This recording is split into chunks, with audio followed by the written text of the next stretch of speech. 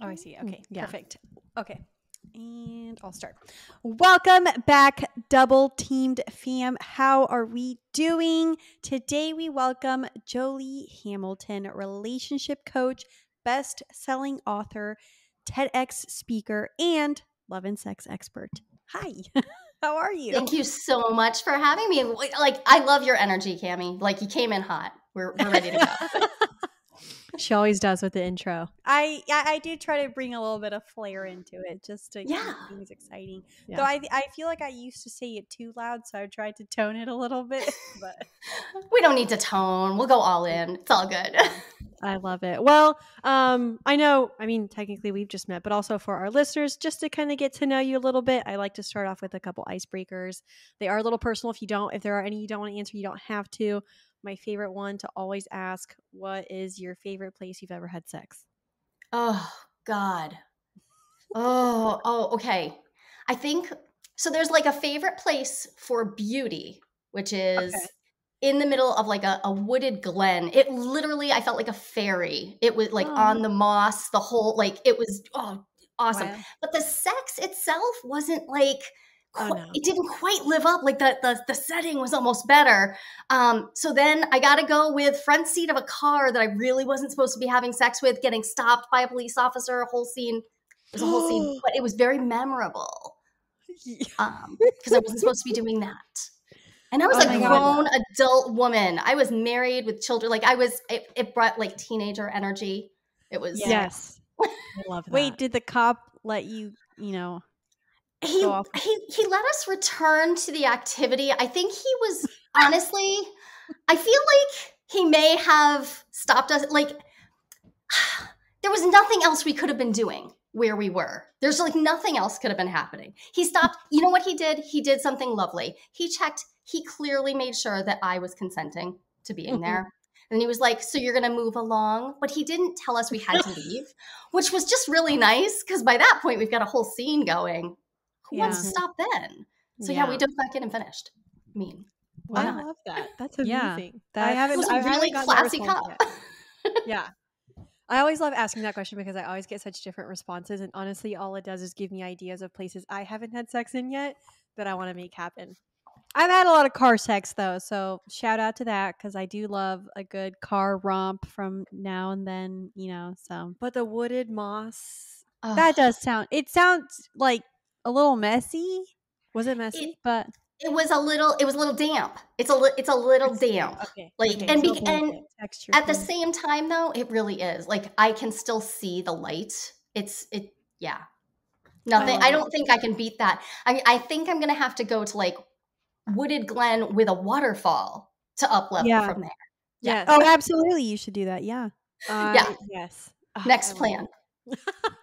Okay, and then as my second question, this one's a little bit more, I guess it can be sentimental. And I don't know if you have children or not, but I have a whole bunch of would them. you describe sex?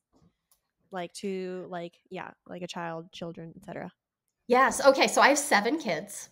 And they are now between the ages of 17 and 25. So I've had these conversations a lot. And I usually start off with something like, sex is what you make of it. So you're going to have to define sex for yourself. But I can tell you for sure that you're going to want to have conversations to figure out whether the person wants to do something that they would call sex. So it winds up being this weird conversation that then I say a little and then they say a little and I say a little so that neither of us goes further down the path than we want to. Because we start having those conversations when they're little.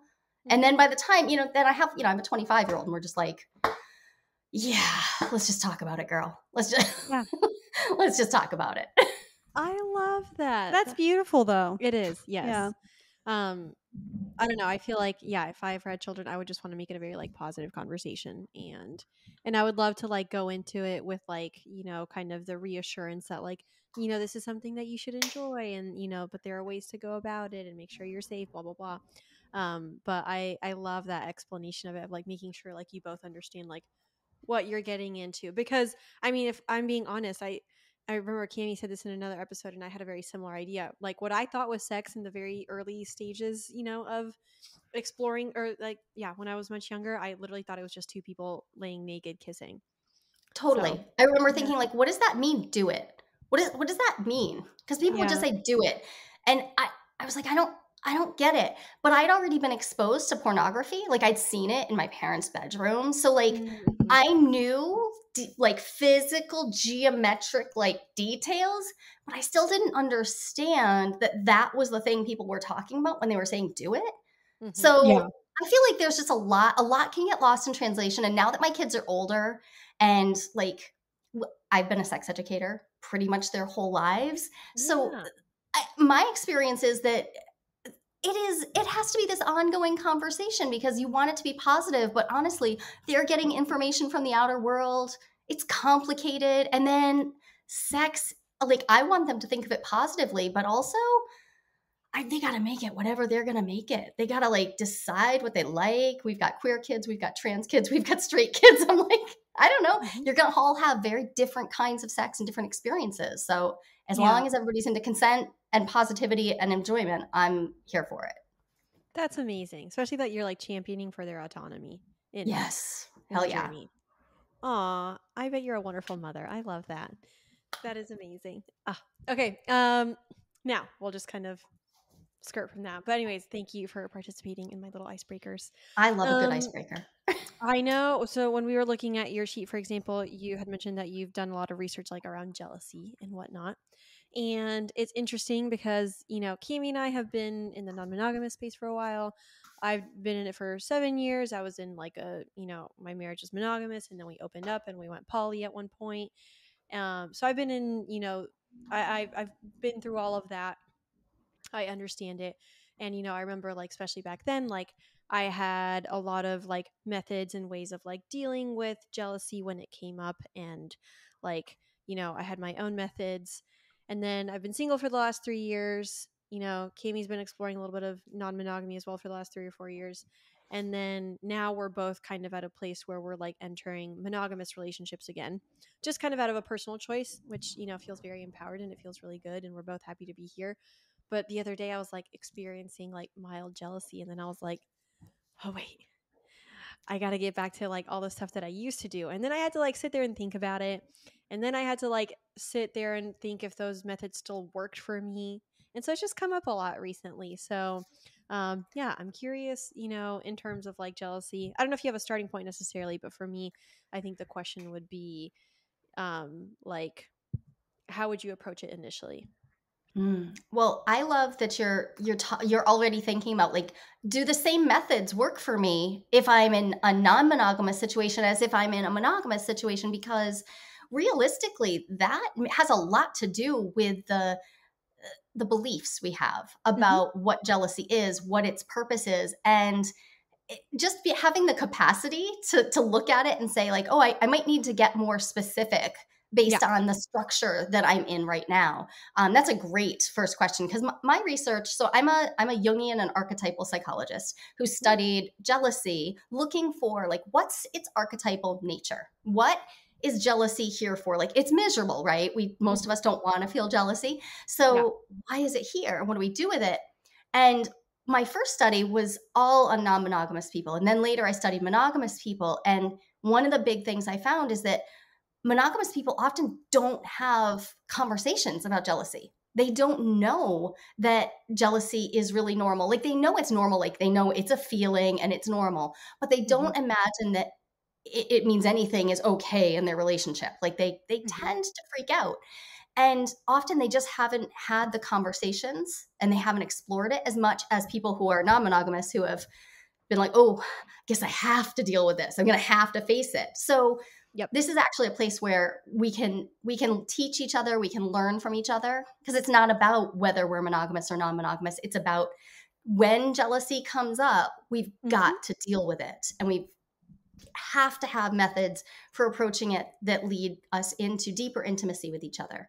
When frequently, instead, it does just the opposite. It pings us apart from our partners or puts us in an adversarial position with our partners.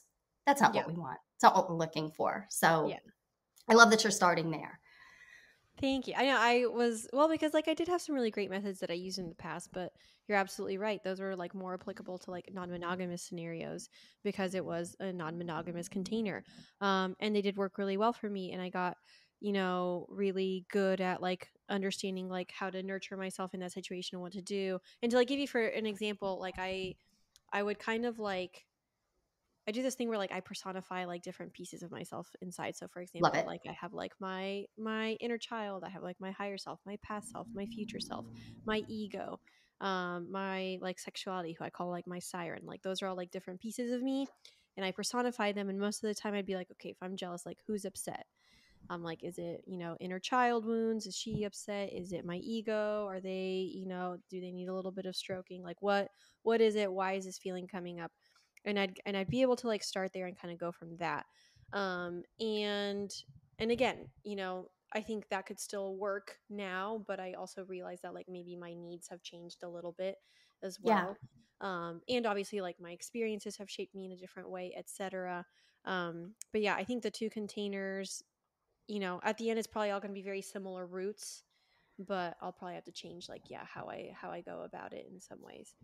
Well, it's interesting to think about, if we boil jealousy down to a threat detection, right? It's a warning signal in me that something feels off in this valued connection. If that's what we boil jealousy down to, then it's always serving a purpose, no matter what the relationship structure is. It's serving a purpose. But sometimes we have a check engine light that just goes off, like really hair trigger, like it's way too sensitive.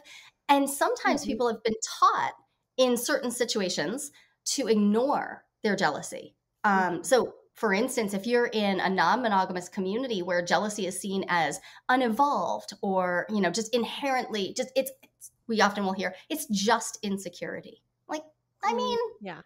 I mean, it might be insecurity for you, or it might be in Yeah. this situation, and it could also be an honest experience of your emotional body trying to tell you, "Hey, something's off here. I'm detecting a threat."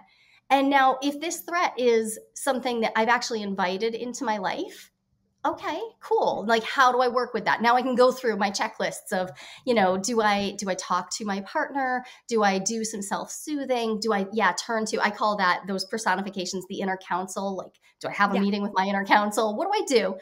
But I also want to check in with what's going on in this relationship? Like, what about this structure is potentially increasing my jealousy? Because one of the things, monogamy can sometimes increase our sense of jealousy, because if we put big boundaries up around what our partner is supposed to do or not supposed to do, sometimes people get really, really nervous. And even small instances of their partner connecting with anyone else, like just like having a casual lunch with a coworker, can start setting them off, because they think in monogamy their partner should have no attention for anyone else. So we do have to look at, like, what exactly are the rules of the road for this relationship, because there is no such thing as monogamy or non-monogamy. There's just your relationship and the Yeah. expectations you have for it. So what causes jealousy in me might cause no jealousy in another person, and vice versa. So I have to actually take it apart and get really personal before I even know whether jealousy is like productive or not. Honestly, I had a huge light bulb moment when you were explaining that, because I remember I was actually telling my partner, I'm like, I don't get it. And I'll tell you why I got jealous. It was the stupidest fucking reason. Pardon my French. Basically, someone like a girl had kind of like made a small pass at him while they were like at an intersection or something like that. And I don't know why I was like all of a sudden kind of jealous. And then I was like, this is weird. And I told him, I was like, I'm not normally a jealous person, but I just got a little jealous. And and when you said that, like how sometimes in monogamy you're putting up bigger walls, and like that could be a reason why, I think that is exactly why. Because I feel Yeah. like in non-monogamy, because like there were maybe less of those like boundaries and etc., like it kind of made me feel a little bit more like in control in a way, almost. Or like, oh, that's okay, so like that's fine and I don't need to like stress about that.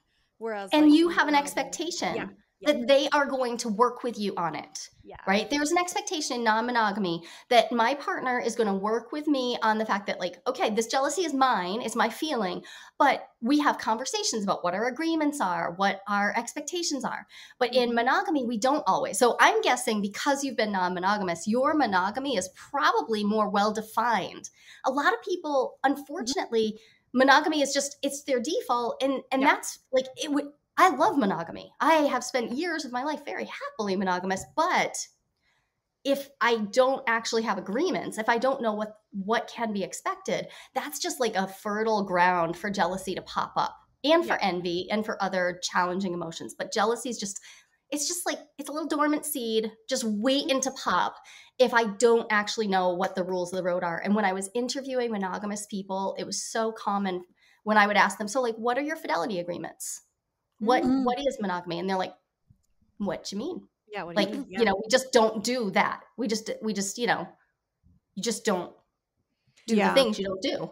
Like, yeah, exactly. And then what happens when there's a misalignment? So that like little pass, right? It could have been the tiniest thing.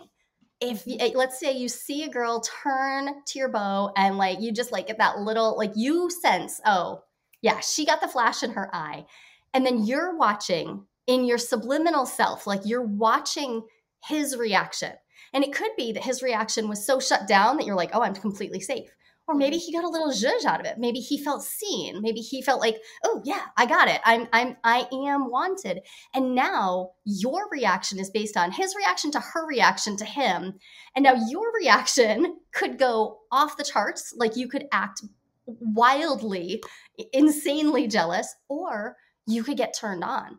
Because that same feeling could also be really arousing, like, ooh, my guy is wanted.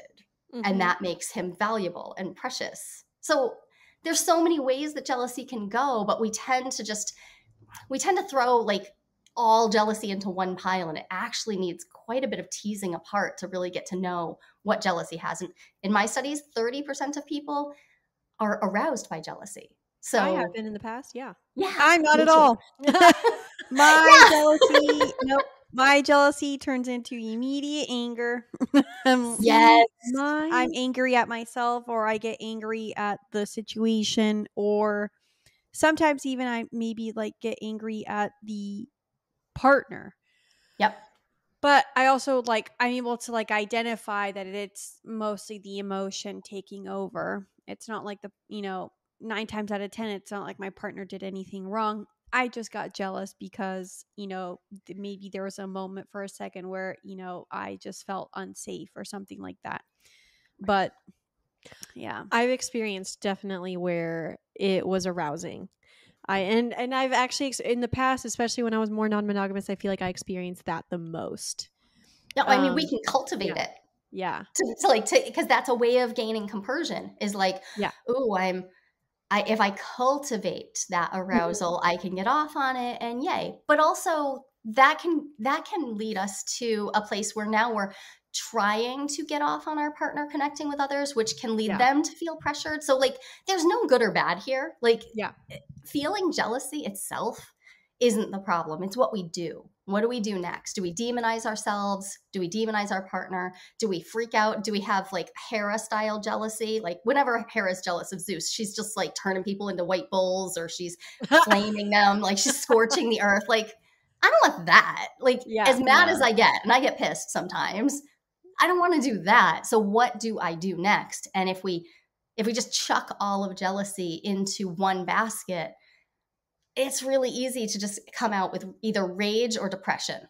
And the actions from either of those places generally not feeling awesome. Yeah. No, I'm with you on that. I mean, I would say like my response in that moment was just kind of like, let it roll off the back. It's not anything I need to worry about. It's silly, but I also wanted to be like, you know what? I'm just going to recognize it. Wait, like, but you knew this because he told you that it happened. Yeah. So at least, so you got a story.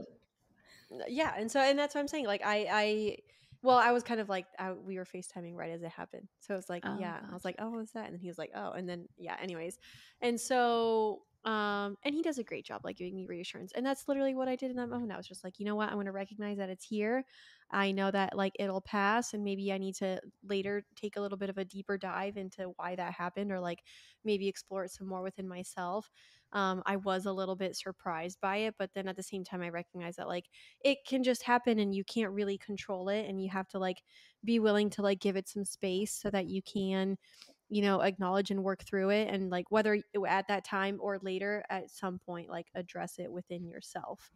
And I've always like been kind of a, you know, at least for me, I like to do things like pretty much right away, like head on, but I was like, no, I'm going to revisit this later. And then when I saw your thing about jealousy, I was like, great, I'm going to revisit it's a good having a conversation with jealousy researchers. It's good a reason as any to dig into your jealousy. But you know what, Cammie, you said something really interesting, because you said you get really angry, but there's a lot of ways that anger can come out. And one of the most challenging that comes up with jealousy is a lot of us will turn our anger inward. Yeah. And like that, turning it inward on ourselves can lead to what, might look like or sound like insecurity, but could actually be like a brutalization of ourselves. Yeah. And it could be that we're just trying to find our footing. And that, like, if we feel like we're on like totally rocky ground, like we don't know what's happening, or the earthquake's happening under us, like, how do I find my footing? Tearing myself down, bizarrely, perversely, is one of the ways that I can start to feel a sort of like, oh, if I'm worthless, or I brought this on, okay, now I've walked myself to like, oh, if I brought this on, and now I'm back in control in a perverse way, like I flip it. And that to me is actually just as damaging, because often people will get into a little cycle of like, oh, I get really angry with myself. And it doesn't lead me back into connection with my partner. And it can have me demoting myself in my relationship, or forgetting that I can just ask for that reassurance. Like you said, Nikki, there's like just asking for reassurance. That's a huge piece of the puzzle for most of us is it okay to ask for reassurance in your relationships? Because if it's not, well, we've got a great place to start then. Yeah, probably a bigger problem than just jealousy. Well, right. I mean, for me, that's what I've learned, is because you're right. When it does turn into anger, I do start to tear myself down. And I've never liked that about myself, you know, when it came to dealing with jealousy. And that's usually like when I try to like kickstart my mechanisms of like, nope, okay, you know, rewire, let's positively affirm ourselves, you know, let's focus on self-love, what's needed here. But you know, I think the most productive thing I can do is ask for reassurance, even when, so I'm trying to practice that now. Like, you know, any single time like jealousy comes up, like I voice it immediately. You know, and then, or any other, like, you know, just in my head, whatever. And my partner's pretty good at like immediately being like, okay, well, what do you need from me? What can I do? What can I, you know, what reassurance do you need, etc. And that's been helpful. So it is. And it's such an interesting, like, it's almost like walking a tightrope, right? Because we want our partners to reassure us. And at the same time, we want to feel a level of comfort and stability that doesn't require us to like constantly ask for that reassurance. Like most of us want to feel that level of stability, but depending on what your expectations are, you know, some of us, we just keep finding ourselves in unstable relationships, or relationships where we don't really know exactly where we stand. And then it's hard. Like, what exactly am I asking for reassurance about if I don't even know exactly where we are in this relationship? And that, you know, with the number of situationships that are happening right now, and all of the relationships that I've had, even my long-term ones, where I haven't totally made it clear what I need to feel secure, maybe even to myself. How do I ask for reassurance? Like, it may not be enough to just hear the words of like, oh, you know, I want you, you're totally safe with me. Like, those will just be words unless they're resting on something more substantial underneath. Yeah. I mean, one thing that I'm reminding myself, because I mean, I just recently got into this relationship. Thankfully, like, defining it has been good. Like, that's given me a lot of, you know, my brain needs the definition in order to, well, I think also like the commitment that you've defined with that definition. No, exactly. But, you know, as I realize that as time will go on, more stability and just, you know, from longevity and, you know, continually choosing each other, shared mutual interests, like all of that will create like that foundation, that baseline that's needed. And until then, it's just write it out, you know? Right. Yeah. You're Right. both on the pony, so keep going. So that's, but yeah, that's fun, I guess. I mean, I like what you were saying earlier to kind of bring it back to one thing when you said like, how do you like define monogamy? And especially coming from a non-monogamous background, that was like one of the first things that like my partner and I did as well whenever we were like defining like what, you know, okay, if we're gonna like make this official or like use titles, whatever, like what does that look like? What does that mean to you? What does it mean to me? Let's like, instead of like, I knew because of my non-monogamous background, like not to like take the default like, oh, you only see each other and like that's it, and you know, you don't sleep with other people and you show up, whatever, and that's great. But I was like, no, we got to take it a step further and like go beyond that. And I think that like taking the time to do that and defining monogamy, defining the commitment, defining what that meant for like each of us, you know, what we were like cool with, what we weren't cool with, all of that. I was gonna say define cheating. Yeah, define cheating. Define cheating. Yeah. What exactly is cheating? Because so many And people will talk about betrayal, and I'm like, Yeah. that's a tough. I don't know. Did you have like, are you betrayed or do you feel betrayed? Yeah. Because you can feel betrayed without any technical rule being broken, right? But Yeah. the feeling of betrayal comes from your expectations and can also come from shitty behavior. And it's funny, you know, you say that because like I think in both monogamy and non-monogamy, you should define cheating, because I feel like in non-monogamy, cheating then becomes especially blurred. And then you're almost like, Totally. well, I mean, I guess you slightly crossed a boundary, but like, and we should talk about it, but at the same time, like I'm cool with, you know, like the premise of what happened, you know, whatever. So it's like in that situation especially, and that was one thing that one thing I still kind of ruminate over a lot is like, what is cheating to me? And like I said, my partner and I have had, you know, that discussion somewhat, but there are still some times where I'm like, I have to like really sit there and think about it, because I'm like, okay, well, even if that did happen at the end of the day, I'd probably still work through it and like not necessarily view it as cheating. I just know for myself personally, because I've been in just so many different various styles of relationships, like I've had a hard time defining cheating for myself. I think it's an incredibly hard thing to define, because even if I were to say, I think, you know, the most common perspective I hear from non-monogamists is, you know, cheating is the betrayal of an agreed upon reality. Like what, like we've agreed to this set of things. But then once we're in the moment, we still have to interpret. We have to interpret what's going down. So if we both go to a party and the agreement was that nobody's having sex. Okay, cool. Well, now I'm in the room, and now we have to define like, where's the edge? What does sex mean? And what if I wasn't aroused? And what if I am now? And how do I like? It's just incredibly complex. And if we're really focused on my autonomy as an individual, can't like, how far does my agreement making go? And I think we have to deal with the fact that monogamy nor non-monogamy, they don't protect us from the pain of being in a relationship and having our expectations thwarted. They just don't. Yeah. There's no agreement that will ever cover every situation. And there's no lack of agreement that will ever help us just like look over it. It's just not going to happen. And I also think like, I mean, you know, maybe it's because I was in a relationship for, you know, my marriage lasted almost 10 years. And so that was like a substantial amount of time. I remember one of the first things I told my partner when we got into our dynamic, I was like, you're going to disappoint me. You're going to hurt me. You're going to do things that aren't going to make me very happy. And I'm just going to let you know right now, like, that's okay. Because at the end of the day, I don't expect you to be perfect. We're both going to be put in situations where, you know, maybe we don't handle it exactly the way the other person would have hoped we handled it.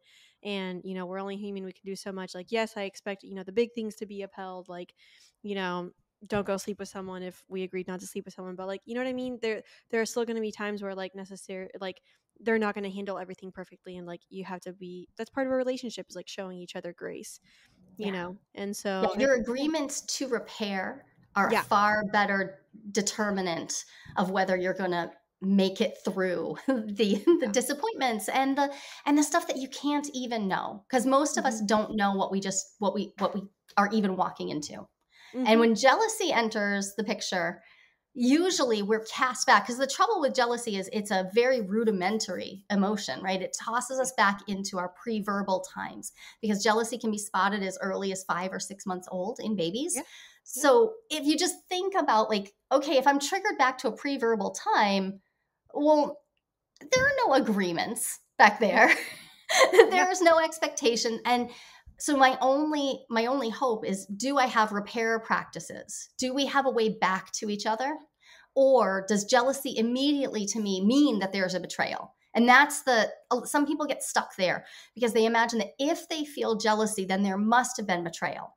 On the other hand, non-monogamous sometimes say, well, if jealousy is there, it means you're insecure. So there couldn't be a betrayal because we're non-monogamous. And that's bullshit too. Like, it really is about being in a conversation of, how are we going to find each other again? How are we going to reconnect when the inevitable challenges come up? Because we're going to do things that don't feel good at times. I am so with you. Like, if you get up every day and choose each other, some of those days that choice is going to be through gritted teeth. Yeah, 100%. Yep. Some of the days you're like, I'm just choosing to tolerate this this day, today, right now. Yeah. I had one of those weeks last week, so I'm here. Well, I was actually going to ask, like, like in for yourself, like what have been some of like your favorite, like, practices for self-soothing, whether that be in like jealousy or just like any hard times or, uncomfortable moments in relationships. I'm curious. Yeah. So for me, because I have arousal around jealousy, if I'm feeling jealous about a partner who I feel secure with, I have a basically secure connection, but I'm feeling jealousy, orgasm. It's just masturbation. That's my method. What about sex? Absolutely. Have sex. And generally I will focus on having sex with only the people I'm in secure connection with, then not trying to go out and like even the score. Cause that's the thing that can come up, right? Is like this very childish desire to like, oh, I feel jealous, so I'll go fuck somebody else. Like it's just not helpful. But I'll have sex or masturbate specifically seeking orgasm, which isn't why I have sex most of the time, but I will because the oxytocin release of that, almost always my jealousy just like way downshifts, like huge downshift. But there are lots of other ways to get an oxytocin boost. So the other methods that I'll turn to are really basic. I go find my cats and snuggle them. I go absolutely go call my friends that actually get it, not the friends that are going to decide that jealousy means something's wrong, but the ones who get it, and ask for that kind of space to just be with the feeling. Because if you can be with the feeling with another person, again, like your neurochemistry is going to shift. And the other thing that personally I love is because for me, jealousy feels like such a fiery emotion. I'm a big fan of ice plunge followed by hot tub. So it feels like I'm on fire. I feel like I am going to burn to cinders. So that alchemical calcination. So I will go do a long cold plunge. But then afterwards, because the idea wasn't to punish myself, and sometimes like that kind of regulation can feel like a punishment.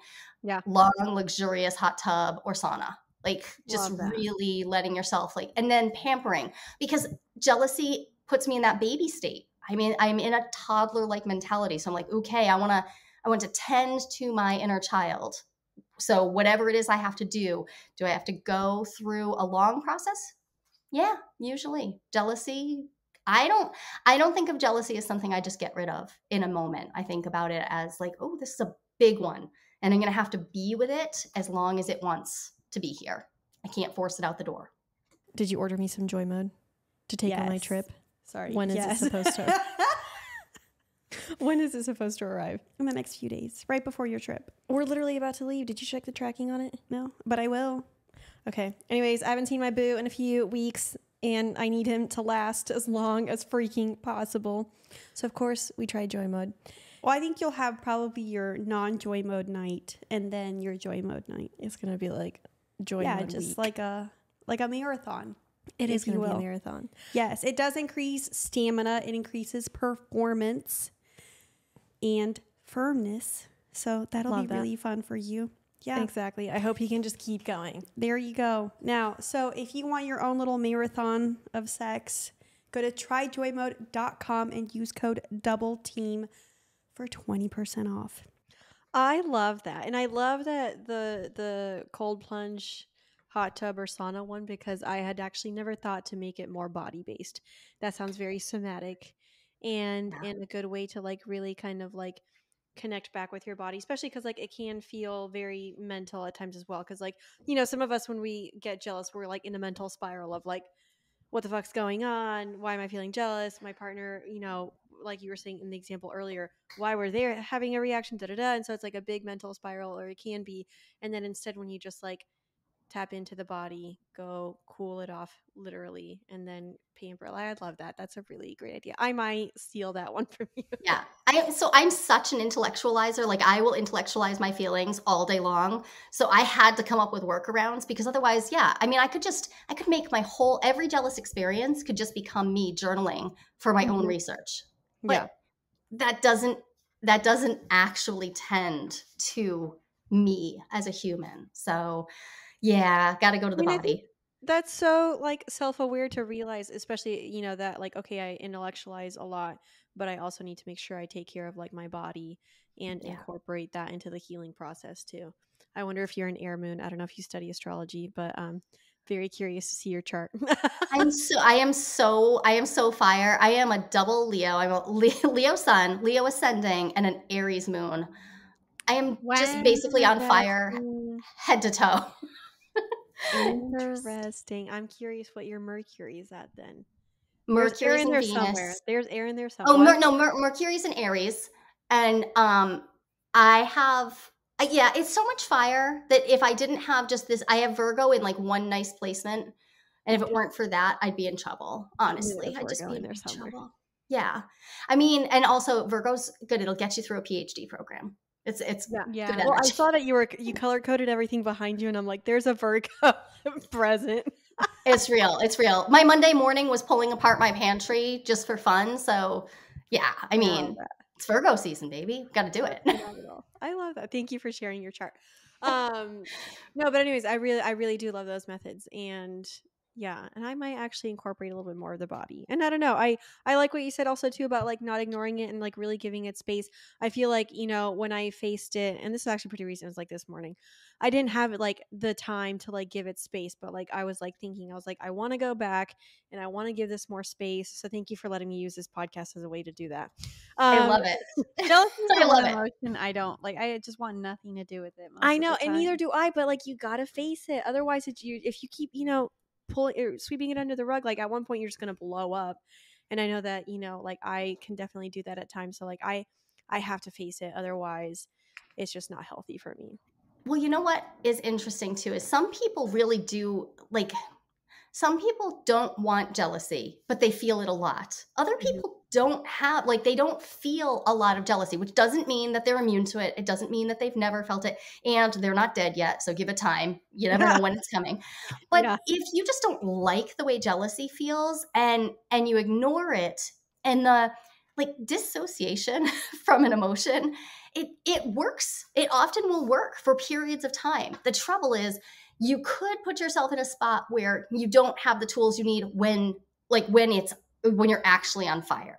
And so I think of jealousy as something we just need to have some tools in our toolbox so that we can deal with it. My own anchor partner, like jealousy just works very differently for him. He has a high tolerance level for it. He doesn't need the same tools, but not no tools, because you don't know when it's going to show up. And if it shows up and you have nothing, then it's really likely that instead of taking care of yourself, you're going to lash out. Or I see people all the time destroy relationships. Like, absolutely, that jealousy could have been a crucible. It could have been a thing to pass through together, but instead it becomes this, I have to get away from this, and I push it away. But you know, there's another thing too, which is jealousy and envy in our culture are often conflated, and sometimes we get them tangled up. And jealousy and envy can show up at the same time, because if I am envious of who you are or how you are or what you have, then I can be tangled in jealousy for this person that I see as interrupting my relationship. I could be like, oh, they're prettier than me, they're funnier than me, they're smarter than me, whatever. At the same time that I'm feeling jealous about my relationship. And now I've got a total mess.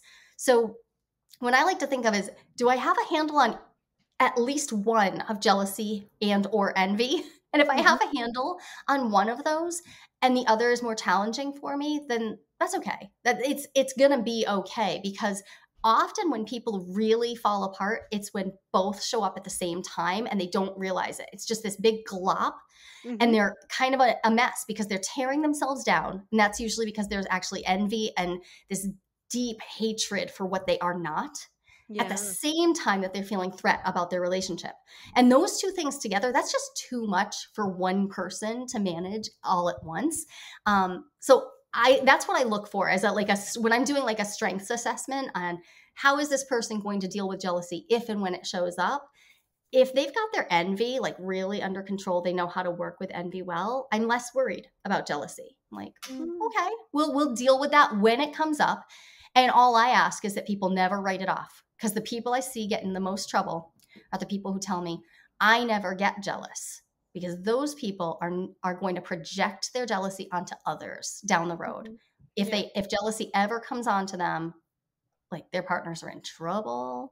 So that's the only thing that makes me nervous. When somebody hates it, I'm like, yeah, that's okay. I mean, it's not fun. It's not fun. It's not fun. I love that.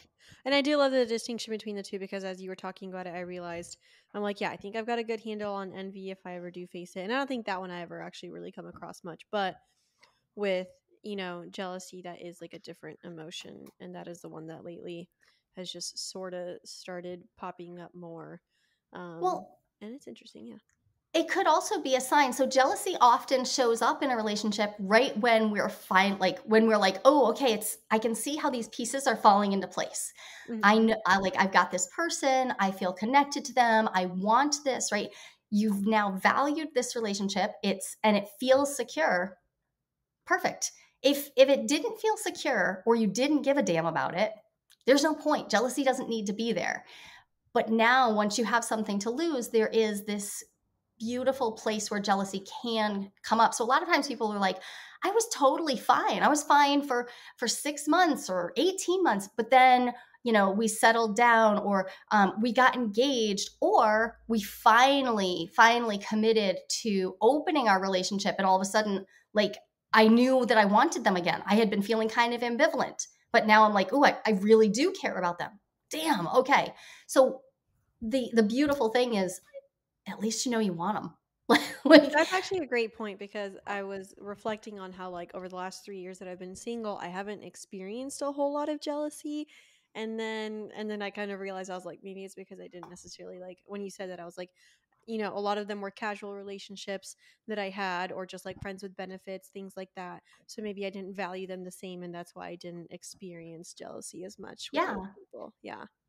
Totally reasonable. And that brings into the question too, like, we can be jealous about friendships, and oh my gosh, like, talk about hot running jealousy. So if my best friend now has a new partner and they're finally settling into a state where I can see that they're real, like their monogamy's gelling, or my jealousy will go off the charts, because I worry the same way I would about a romantic partnership. I will worry about the loss of connection, the interruption. It's about that feeling, not just of threat, like I'm going to lose something, but also the like, oh, something's going to change. Like, I don't have to technically lose something for it to just be different.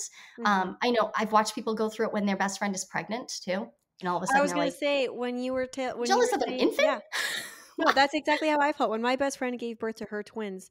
One of the first emotions I felt was jealousy, because I was like, well, now they get to spend all the time with her, and I'm not going to see her as much. And I was like, why am I jealous? And I was. And then as soon as you said that, I was like, oh, duh. Obviously, that makes sense. Yeah. And so again, though, if you have the skill, it doesn't matter. Jealousy skills are transferable. It doesn't matter what domain you feel it in. We can feel it over any valued relationship that we think is going to be interrupted.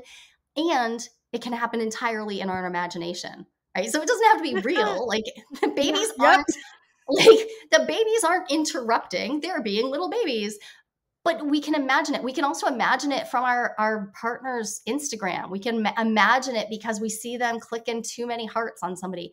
And it could mean nothing, or it could mean everything. But we have such capacity to transfer the skill. So once you learn how you work with jealousy, and how I work with it isn't going to be the same as how anybody else does. You have to come up with your own jealousy recipe. But it is transferable. Like, and I'm so grateful to that, because like dealing with all of my closest friends have all been monogamous. I'm like, yeah, every time they're partnered, I'm like, oh, I'm a mess. Couldn't you? Like, it's so much easier for me when it's a lover. But when it's a friendship, I feel this like, wow, I can't reconnect with you through sex. So, wow, I have to really sit with my jealousy. I really, really have to be able to be with it. It's really hard. I love that point too about not being able to reconnect like sexually, because I do find that like actually where it comes up the most, and this is gonna be really funny, when you and I fight, I'm so used to like fixing my fights like with my lovers, like with sex. But Cami and I, we live together, we do our pod together, we have a business together, we fight all the time because we have this like such a domestic life. And then like we really have to learn to work through things because we're siblings and we're family, and like the only way to fix this is by talking it out. Yeah, you have to use all the skills. You can't use the easy shortcuts. You have to use all the skills. Yeah. And we probably argue of everyone, at least in my life, we argue the most. Which is not bad. Because we live together. It's because we live together. Yeah, that's what it is. Yeah. That's super real. But all of the capacity that you have to work with envy too, that must be a huge advantage because you're so close. Like, because I could imagine you having really an impeccable sense of managing envy, because you each have someone who you could have been like taught to envy each other. You could have honed that and be terrible to each other now, like not be friends at all, not be able to, and instead you've clearly nurtured your ability to stay out of the traps of envy, like those holes that we fall into, which decimate our relationships, especially our closest friendships. Yeah. So that's a great point. Because I experienced a lot of envy in my early 20s, especially when Nikki graduated college, because where she graduated and like found a really good job, I graduated and no, the same did not happen for me.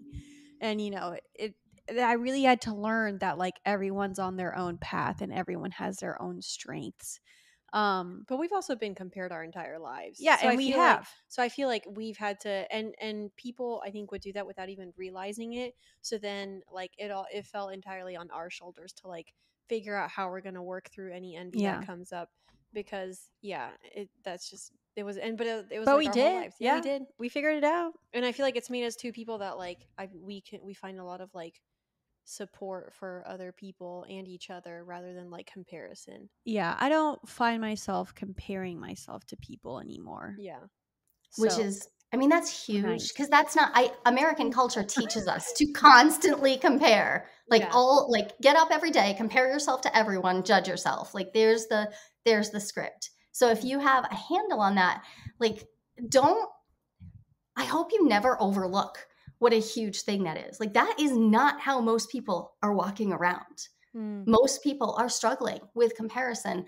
And then it's reinforced, right? Just like mono norms are reinforced, which can feel helpful when you're monogamous. But then when you step out of monogamy, you're like, oh my God, I have to unpack this constantly. Yeah. Comparison is reinforced, and we're taught to compete with each other. It's not just compare, but also compete, especially for women. Compare, compete, and now be miserable. Really, really challenging to nourish your friendship with each other unless you've got a handle on envy. But way to go. Like, never undersell that. That's a huge thing. Thank you. No, it took a long time, but thank you. Well, no, and honestly, like having, I think, a twin and someone that you are so close with, like it does force you to, like, you have to get introspective about a lot of things. I feel like at least you've probably been the one person that has like prepared me for conflict and communication the most. Yeah. Yeah.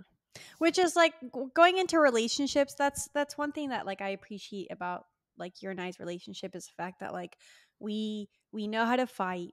we'll always be here for each other. So it's not like I'll ever lose you, you know? But then I go into relationships and I'm completely scared because I'm like, what if they don't know what, like, are they going to fight the same way? Like how, no, they're not. They have their own perception. Like they have their own ways of dealing with conflict. Like, Or you know, jealousy. someone could choose not to choose you anymore and they walk away and like, it's so different. Yeah. It's a little scarier because there's more unknowns. There's so many more unknowns. And you've also built a life together. Like you said, you have a domestic life together, which, you know, maybe you have that now, maybe you won't later, who knows, but you have a business together, you have a podcast together, like you have braided a tapestry. And now each time one of you is partnered, now you have to figure out how that tapestry interacts with your, okay, now like, how do I weave that together? How does that happen? And sometimes we partner with people who aren't skilled. You know, every time I partner with somebody who like was raised in a very emotionally distant family, or, you know, they're an only child who had a lot of dismissive, avoidant attachment in their house. So they just like, nobody ever talked to them. Like, oh, we're going to have a lot to work out. This is not going to be easy. I mean, that's the complete opposite of how I work with things. It's awesome. Every time you partner with someone who's not like your sister, you have a huge opportunity in front of you, but you also don't have the comfort of like, we've already fire tested this. We know this will last. We know that even if it goes through hell, we come out on the other side. And there are very few connections in life that will feel like that. Yeah, that's very true. And I think, I mean, we're both certainly very grateful for it. I'm curious, when you were talking about all of that, it had me thinking, like, in your family dynamic, because, you know, you mentioned you have 7 children and, you know, you seem as someone that's like very emotionally aware. You got great communication. What is the one thing that you hope you like instilled in your children that they take into relationships? Excellent apology skills. Because like apology and accountability, like the ability to recognize that I can apologize and hold myself accountable without demonizing myself. Crossing my fingers, if I was able to get that across to them. And I remember teaching them how to apologize from the time they were really, really little. And we had like this little ladder, like, here are the steps that you do to apologize and take responsibility for what was yours without taking on what was your siblings. I have a set of twins in there. I've got, they're 7 and 7 years. So it's like crazy. Oh, you do have twins? Yeah. They're fraternal, but those same skills are the same things I teach in my coaching practice. Like that exact same ladder, like it's rewritten in grown-up language, but it is the exact same thing, because it is the thing that people most commonly show up into my work saying like, I don't understand what you mean by repair skills. Like, be practical. What do you mean? I'm like, let's start with baseline. Do you know how to pause? And do you know how to offer a truly workable apology and accountability process? Like, can you walk through that?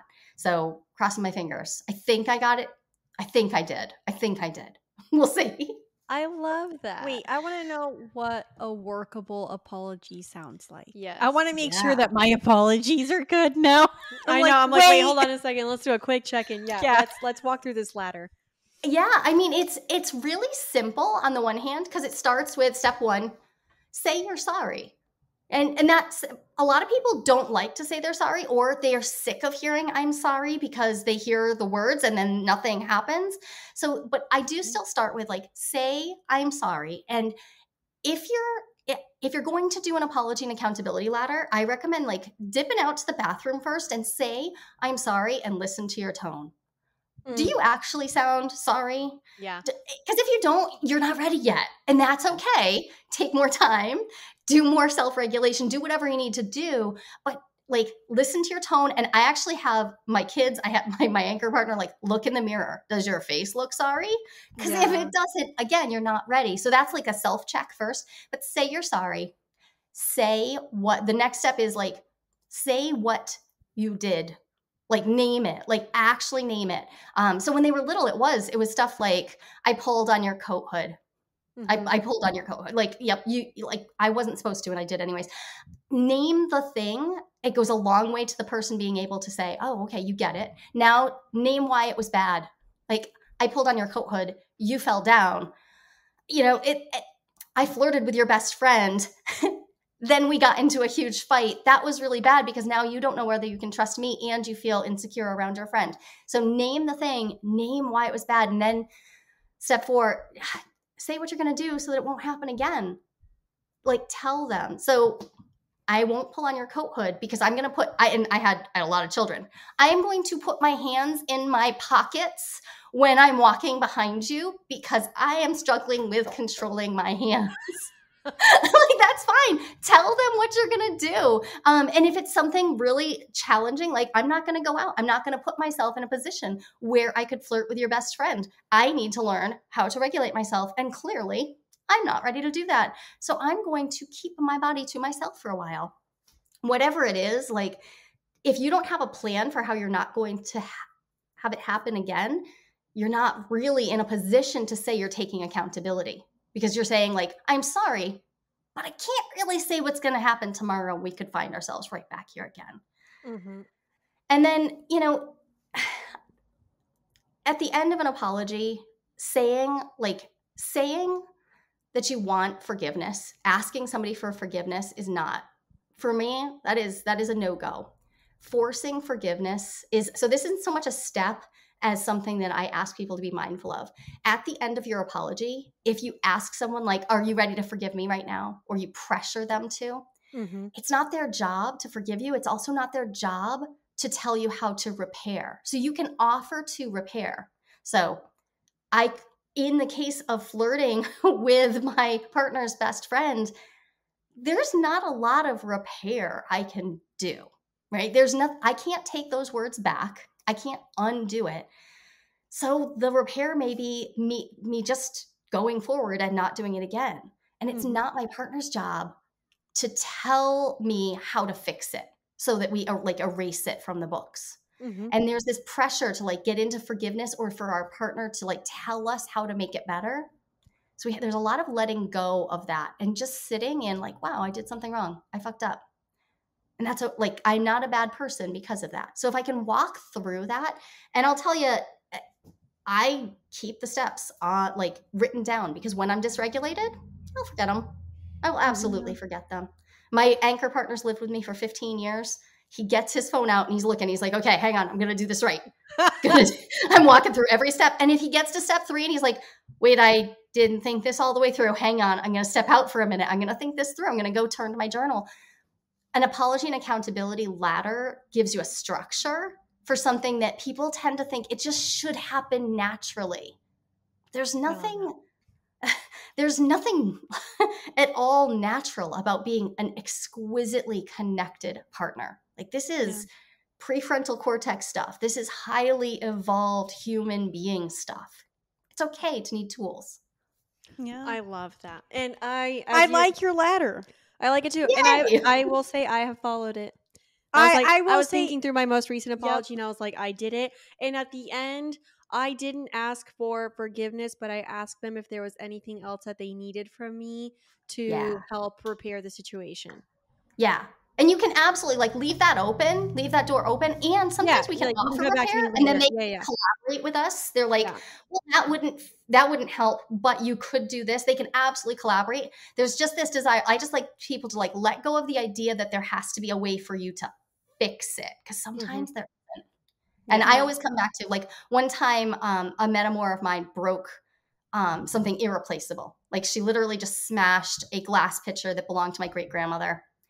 And I believe it was an accident. It was also at a time when we were really high. There's nothing she could do to fix this. There was nothing to be done. But if she'd pressured me, our relationship would have been under more stress, right? So at some point you have to just allow it to be what it is. But at the same time, there are plenty of times when you can tell a person, yeah, you know what? You could go for a walk with me and just spend a little extra quality time with me. Or you could replace the thing that you broke. Or you could plan a date for us, whatever it is. There are so many things that we can actually collaborate on repairing. And it doesn't have to happen like magic. I love that. This has been a wonderful, amazing conversation. You are a wealth of like knowledge, but also it's just like very beautiful the way that you break down a lot of things and like, and it made sense in my brain. I Yeah. was like, yay. but everything came with a lot of empathy too, which I loved. So yeah, It's hard being a human. It is. It's weird, right? Sometimes I don't like it. Like, Yeah. I could just being a mouth cat. breather is like a lot. Like, oh my God. This Yeah. whole planet to just exist on. Jeez. I know. Yeah. It's like we're here to enjoy life, and then there's like the mundane shit. I don't know. But then a lot gets in the way of enjoying too. So yeah, I don't know. Yeah. It's interesting, but it is Yeah. all part of the human experience. But anyways, It no, is. thank you so much for joining us today. I feel like I needed to kind of like I need to go back and rework some of my jealousy practices, and like this was just the conversation that I needed to kind of gain the perspectives that I'm gonna go do that with. Yeah, I love it. I So- love it. I love anyone who's taking their jealousy seriously. And if you want to know what came out of the research, you can find it at jealousyroadmap.com. I was gonna say, where can people find you if they'd like Yeah. to work with you or more, learn about The easiest way, jealousyroadmap.com. That'll get you like right into the stuff. It'll get you the breakdown of what the research turned out and how to actionably put it into practice. And you can find me at the year of opening as well if you're opening up your relationship. That's amazing. Well, like I said, thank you again for joining us. This has been just an awesome conversation. We're very, very grateful for it. Thank you for having me.